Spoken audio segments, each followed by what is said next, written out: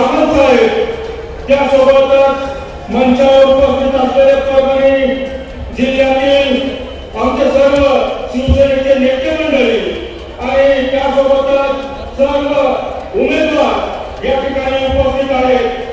या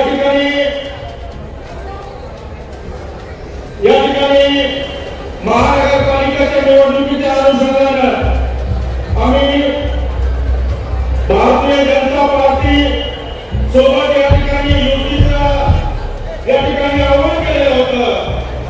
युतीमध्ये 4-5 वेळेस चर्चा सुद्धा झाल्या, पण 4-5 दिवस या ठिकाणी चर्चेचे गोळा रंगत असताना या ठिकाणी आम्ही शिवसैनिक म्हणून एक हिंदुत्ववादी म्हणून या ठिकाणी आम्ही भारतीय जनता पार्टी सोबत जायचं ठरवलेलं होतं। पण या ठिकाणी भारतीय जनता पार्टीच्या परभणीच्या या ठिकाणी नेत्यांनी या ठिकाणी युतीचा गळा दाबला, आमच्या पार्टीत खंडणी बसला। एका हिंदुत्ववादी या ठिकाणी युती करायची होती, या युतीला आम्हाला या ठिकाणी भारतीय जनता पार्टीला या ठिकाणी खंडणी उचलून केसाला गळा कापून या ठिकाणी आम्हाला या ठिकाणी एक वेगळा बनण्यासाठी या ठिकाणी आम्हाला हे झालं।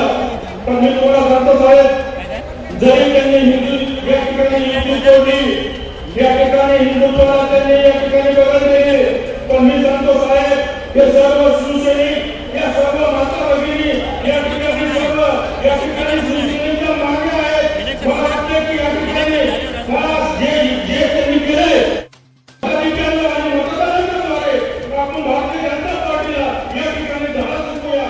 तुम्ही तयार असताल तर मी सर्वांना शब्द देतो, काय करायचं ते तुम्ही सांगा। या ठिकाणी आपल्याला मतदारांना आपल्या शिवसैनिकांना निवडून आणायचं नाही, पर्यंत पुढे हात करून या ठिकाणी सर्वांना विश्वास द्या। या ठिकाणी आपल्याला सर्व मतदारांनी आणि सर्व राज्यातील आपल्या शिवसैनिकांना आणि आपल्या एकदा जिल्हा सरकारला तुम्ही सर्व या ठिकाणी सपोर्ट करणार नाही साहेब।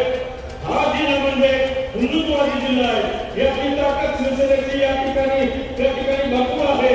आज मी तुम्हाला सांगतो की या ठिकाणी बरेच जण निवडणुकीमध्ये उभे आहेत, बरेच जण या ठिकाणी निवडणुकीला उभे आहेत। या ठिकाणी युती तोडण्याचं कारण सुद्धा मला माहीत झालं आहे।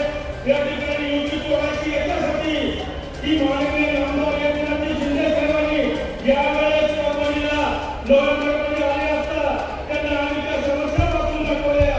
त्या समस्येचा पाडा या परभणीकरांना आम्हाला कित्येक वर्ष या ठिकाणी सहन करावा लागला। त्या अनुषंगाने आम्ही या ठिकाणी साहेबांना सांगितलं की आम्हाला मुलं गटारी योजना दिली पाहिजे, आम्हाला या ठिकाणी पाणी पुरवठ्याची योजना दिली पाहिजे, आम्हाला या ठिकाणी रस्ते दिले पाहिजे।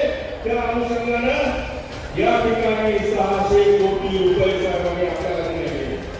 600 कोटी रुपये दिले असता ज्या ठिकाणी एकमेकांना तोड लागत नव्हते, हे सुद्धा आता हातात धरून या ठिकाणी मतं मागायले। हे मतं तुमच्यासाठी नाही, हे मतं 600 कोटी रुपयासाठी मागायले। 600 कोटी रुपयासाठी या युती आली, 600 कोटी रुपयासाठी ही युती तोडली। मी म्हणतो साहेब, या ठिकाणी आम्हाला जे न्याय दिला आणि